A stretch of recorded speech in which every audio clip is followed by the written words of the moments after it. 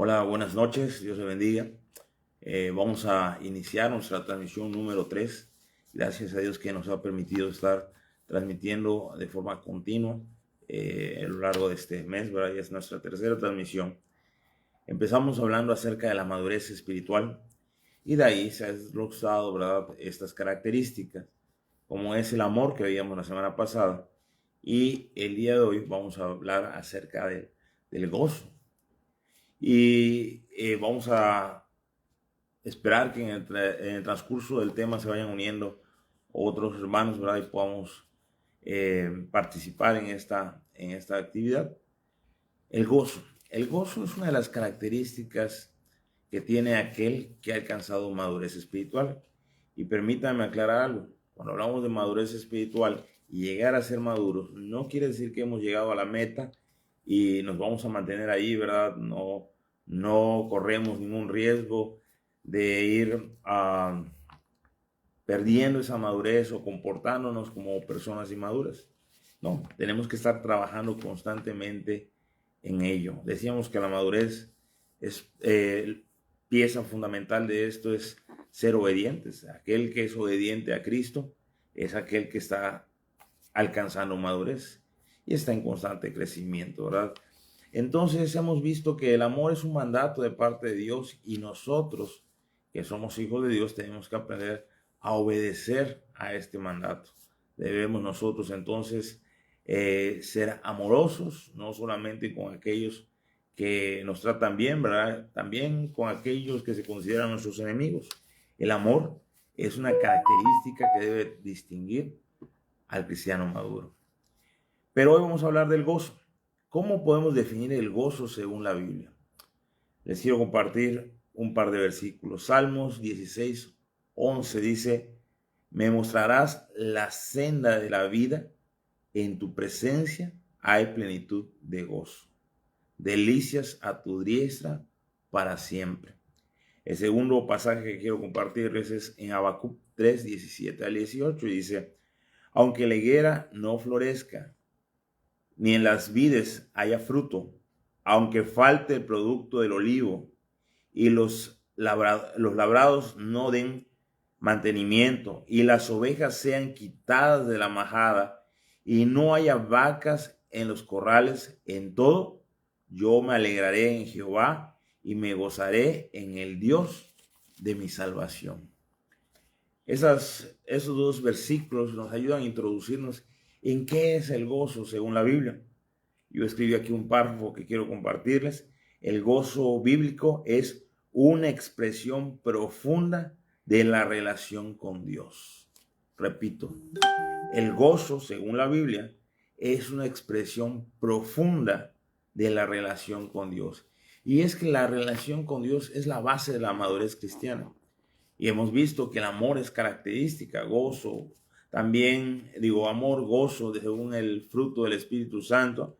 Y entonces esto es muestra de una madurez espiritual, la profunda relación con Dios, que trasciende de las circunstancias externas. El gozo, según la Biblia, o el gozo del creyente, no depende de la situación que esté viviendo, no depende de lo que le rodea, sino, vamos a ver que dice, y se fundamenta en la confianza del amor y provisión de Dios.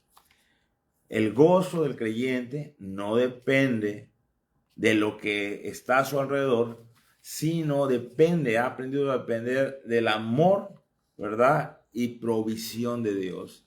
Y es que cuando nosotros realmente estamos confiando en su amor, todos podemos decir que Dios es amor, ¿verdad? Que Dios nos ama. Creo que todo creyente cree lo mismo. Pero el problema está cuando estamos en medio de las pruebas, cuando las cosas, lo que está alrededor no es óptimo, ¿verdad? Y entonces nos vemos confrontados y es ahí que si estamos maduros en nuestra fe, podemos confiar en ese amor que Dios nos da. Y sabemos que aunque los días sean difíciles, ¿verdad? Dios está con nosotros y nos va a mostrar su amor.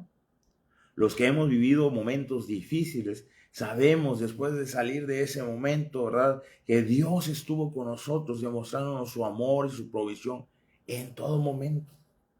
Por eso vienen las pruebas, para fortalecernos y hacer de nuestro gozo algo más profundo, no algo fundamentado en las cosas que nos rodean. Es así, entonces, la definición de gozo es una fuerza que nos sostiene en medio de las pruebas y nos permite experimentar una alegría duradera y plena. Repito, es una fuerza que nos sostiene en medio de las pruebas y nos permite experimentar una alegría duradera y plena. Eso es lo que la Biblia nos dice respecto al gozo. Y para ir haciendo firme esta idea, vamos a ir viendo algunos versículos. Hay una segunda pregunta. La primera es, ¿cómo podemos definir el gozo? He estado compartiendo ahora la definición del gozo. La segunda pregunta es, ¿cómo puedo tener un gozo perdurable? Decimos que el gozo cristiano se manifiesta en medio de las pruebas. Ahora, ¿cómo yo puedo mantener ese gozo? Quiero invitarle a escuchar Juan, capítulo 15, verso 11. Dice, estas cosas, palabra del Señor Jesucristo, ¿verdad? Estas cosas os he hablado para que mi gozo esté en vosotros y vuestro gozo sea cumplido. Y lo que está alrededor de este pasaje dice que nosotros demostramos nuestro amor a Dios cuando le obedecemos. De esa forma demostramos nuestro amor a Dios. Entonces, lo que Él dice, lo que nos está enseñando acerca de la obediencia, es para que nuestro gozo sea cumplido. En otras palabras, nosotros podemos experimentar un gozo verdadero, nos conectamos con Dios y Él nos provee el gozo cuando nos sujetamos a su voluntad, cuando aprendemos a confiar en Él, cuando nuestra vida reposa en su amor y en la confianza de su providencia. Así que, ¿cómo puedo yo tener un gozo que perdura? Confiando en Él. Realmente confiando en Dios, en su amor, como decía, y en su provisión. Luego, otro pasaje que es interesante para nuestro tema es Romanos 15:13, que dice, y el Dios de esperanza os llene de todo gozo y paz en el creer, para que abundéis en esperanza por el poder del Espíritu Santo. Entonces, ¿cómo puedo yo tener un gozo perdurable? Bueno, Dios me transmite ese gozo. Ese Dios de paz, ¿verdad? Ese Dios de esperanza me llena de todo gozo. Repito, ese gozo me lo proporciona cuando yo aprendo a vivir sujetándome a su voluntad. De otra manera, ¿verdad? Cuando vienen las pruebas o vienen los momentos difíciles, solemos perder el gozo. ¿Por qué? Porque no estamos confiando plenamente en Dios. ¿Por qué? Porque realmente no estoy dependiendo de su voluntad. A veces me enojo porque las cosas no salen como yo quiero, ¿verdad? Y entonces mi gozo se ve dañado, se ve sacudido porque depende de las cuestiones externas. Pero cuando nosotros aprendemos realmente a confiar en Él, entonces Él vierte su gozo en nosotros. La obediencia nos lleva a experimentar el gozo que Dios provee, en otras palabras. Pero ¿cómo tener gozo en medio de las pruebas? Sí, es fácil, ¿verdad? Tener gozo cuando todo está bien. Pero cuando el cielo se torna gris, cuando la vida empieza a sacudirnos, ¿cómo yo puedo tener gozo realmente en medio de las pruebas? Bueno, a mí me recuerda una porción de Hechos, ¿verdad? Que habla acerca de cuando el apóstol Pablo llegó a los Filipos. El libro de Filipenses, los que me conocen saben que es uno de mis libros preferidos de la Biblia. Y el apóstol Pablo, en su primer contacto que llega a aquel lugar, fue tomado y fue llevado preso. Y entonces Hechos 16:25 nos dice, pero a medianoche, orando Pablo y Silas, cantaban himnos a Dios y los presos le oían. Se puede usted imaginar. Para mí, en lo personal, es impactante ese versículo. Pablo está preso por causa del evangelio. Pablo está preso por predicar y ahí lo tiene en el calabozo más adentro. Eso quiere decir que había cierta inclinación en la cárcel, ¿verdad? Y el más profundo es el que tiene la inclinación. Y todo tipo de desecho de parte de los demás presos iba corriendo hacia ese calabozo. Luego estaban atados de pies y manos en una condición y posición difícil. Yo me canso, ¿verdad? Cuando me toca días como hoy que predico 3 veces al día de pie y no aguanto la pierna, ¿verdad? Y los talones estar parado tanto tiempo. Imagínense estos hombres atados de pies y manos por causa del evangelio. En vez de estar llorando, en vez de estarse lamentando, en vez de estar reclamando a Dios y preguntando, ¿por qué permites que suceda esto si yo estoy predicando el evangelio? Vemos algo diferente, ¿verdad? El apóstol Pablo y Silas están, dice el texto, pero a medianoche orando Pablo y Silas cantaban himnos a Dios y los presos oían. El gozo del creyente en medio de las pruebas. Decía la pregunta, ¿verdad?, que les estaba yo haciendo. ¿Cómo puedo tener gozo en medio de las pruebas? ¿Qué estaba haciendo el apóstol Pablo y Silas? Oraban y alababan. No se quedaban pensando, ¿verdad?, en la situación que estaban viviendo, buscando la respuesta del por qué Dios permite que vivan eso. No. Ellos se sujetaban a la voluntad de Dios y alababan a Dios y oraban a Dios y manifestaban su gozo. Santiago, por su parte, en capítulo 1, versos 2 y 3, y dice: hermanos míos, tened por sumo gozo cuando os halléis en diversas pruebas, sabiendo que la prueba de vuestra fe produce paciencia. Señor, ¿por qué permites que vengan esos días grises? Bueno, ¿quieres que yo incremente mi paciencia? ¿Quieres que mi vida se vaya fortaleciendo? Y entonces, cuando yo entiendo el plan de Dios en medio de las pruebas, Él me lleva a experimentar un gozo y paz en medio de estas situaciones. Si se dan cuenta, todo lo que hemos venido diciendo es que el gozo depende de Dios, no de las circunstancias. Y que nosotros debemos estar tomados de su mano para que podamos experimentar ese gozo. De otra manera, no podemos experimentar el gozo que solamente Dios provee. ¿Es el gozo un mandato? Otra pregunta, ¿verdad? ¿Es el gozo un mandato? Bueno, Filipenses 4:4 dice: regocijaos en el Señor siempre. ¿Cuándo debo regocijarme? Siempre. ¿Cómo debo regocijarme? En el Señor. Sí, las circunstancias de mi alrededor están difíciles, pero mi gozo está en el Señor. Yo me gozo de que a pesar de que vienen las pruebas, a pesar de que se levantan enemigos en mi contra, yo sé que Él está a mi lado.